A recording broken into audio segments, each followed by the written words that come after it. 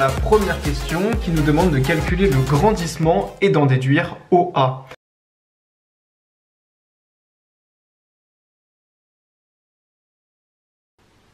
La première étape consiste à calculer le grandissement et d'en déduire OA.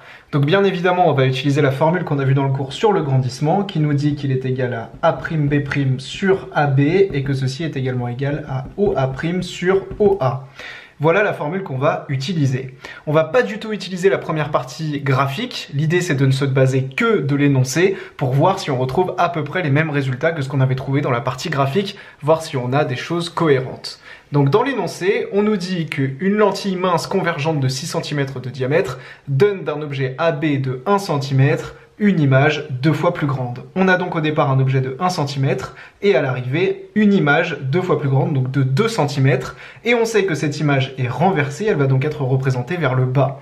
Donc du coup, toutes ces informations vont nous permettre de calculer le grandissement, car on peut en déduire que du coup, A'B' est égal à 2 cm vers le bas, et donc égal à moins 2 cm divisé par AB qui est égal à 1 cm et qui est un objet vers le haut. On va donc se retrouver avec moins 2 sur 1, soit moins 2. Et donc le grandissement est égal à moins 2.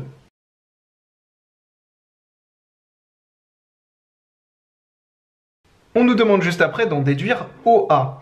Bien évidemment, on va se baser de cette formule. On sait que le grandissement qui est égal à moins 2 est égal à OA' sur OA.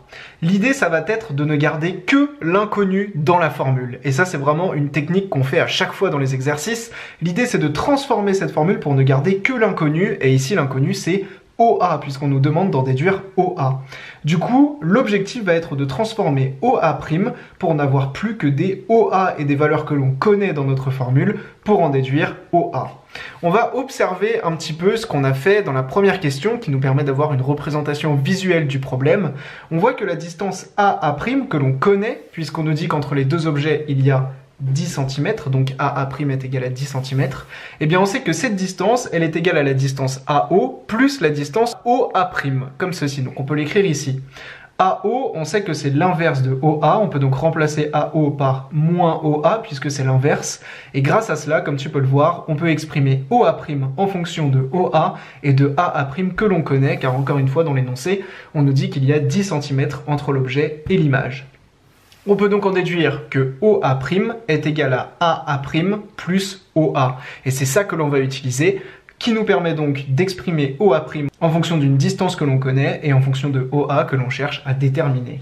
À ce stade de l'exercice, je peux donc remplacer OA' par ce que l'on vient de voir, c'est-à-dire AA' plus OA, divisé toujours par OA que l'on cherche à déterminer. Et maintenant, ça va être du simple calcul pour en déduire OA. On voit qu'ici, on a un dénominateur commun. On va donc pouvoir séparer les fractions en deux. On a donc AA' sur OA plus OA sur OA. Et OA sur OA, bien évidemment, ça donne 1.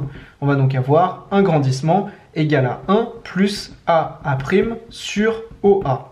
L'idée, ça va être bien de calculer OA, comme on l'a vu. Je vais donc placer le 1 de l'autre côté pour vraiment isoler ma fraction et que ce soit plus clair. On a donc le grandissement moins 1 égale à AA' sur OA.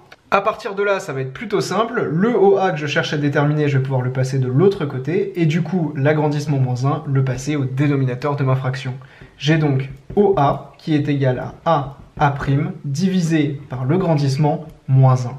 AA', on a vu que c'est égal à 10 cm, divisé par le grandissement qui est égal à moins 2, que l'on a calculé juste au-dessus ici, le grandissement est égal à moins 2, moins 1, comme on le voit ici, ce qui nous donne 10 divisé par moins 3, et ça c'est environ égal à moins 3,333, etc. On peut donc en déduire que la distance OA, elle est égale à moins 3,33333, et comme la distance de AA' était donnée en centimètres, ça nous donne une distance en centimètres. On a donc fini la première question qui nous demandait de calculer le grandissement et d'en déduire OA. La deuxième question nous demande de déduire la distance lentille-image. La distance lentille-image, c'est la distance entre la lentille et l'image, c'est-à-dire la distance OA'. Je pense que tu as compris comment on va faire. AA', on nous le donne, c'est 10 cm. OA, on vient de le calculer, moins 3,333 cm. On peut donc, grâce à cette relation très simple, en déduire la distance lentille-image et donc la distance OA'.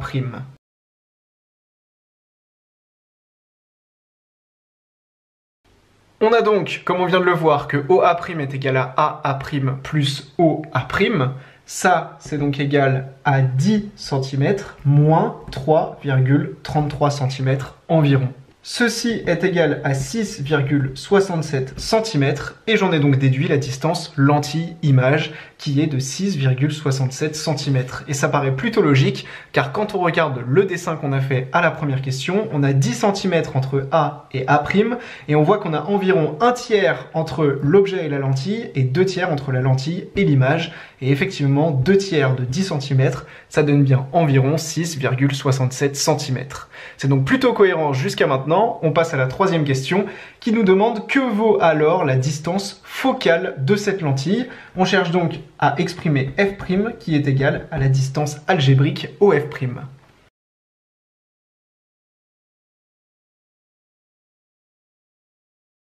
Pour ça, on a vu une formule dans le cours qui est très simple. 1 sur f' est égal à 1 sur OA' moins 1 sur OA, le tout en distance algébrique. 1 sur OA', ça nous donne 1 sur 6,67 qu'on a calculé dans la question juste au-dessus, moins 1 sur OA, et OA qu'on a calculé juste au-dessus dans la première question, qui est égal à moins 3,33 environ. Ce calcul, bien entendu, je peux le réaliser à la calculatrice.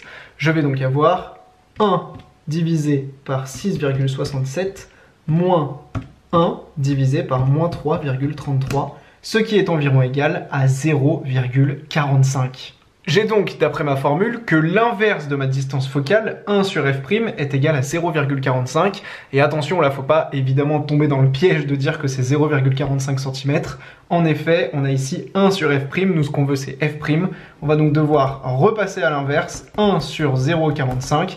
Et ceci nous donne à la calculatrice environ 2,22 cm. Donc là, on a une distance bien plus cohérente que 0,45 cm.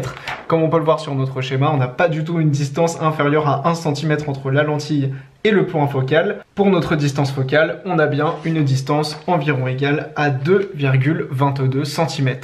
On a donc répondu à cette question, on va pouvoir passer à la dernière question qui nous demande d'en déduire sa vergence. Encore une fois, c'est une notion que l'on a vue dans la vidéo de cours.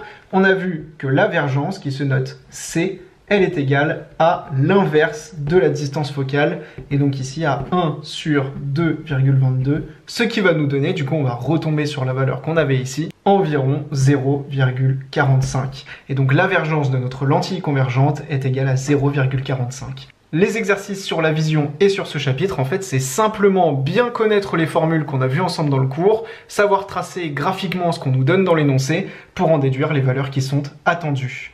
J'espère que cette vidéo t'a plu, on se retrouve tout de suite dans le deuxième chapitre où on va parler des couleurs.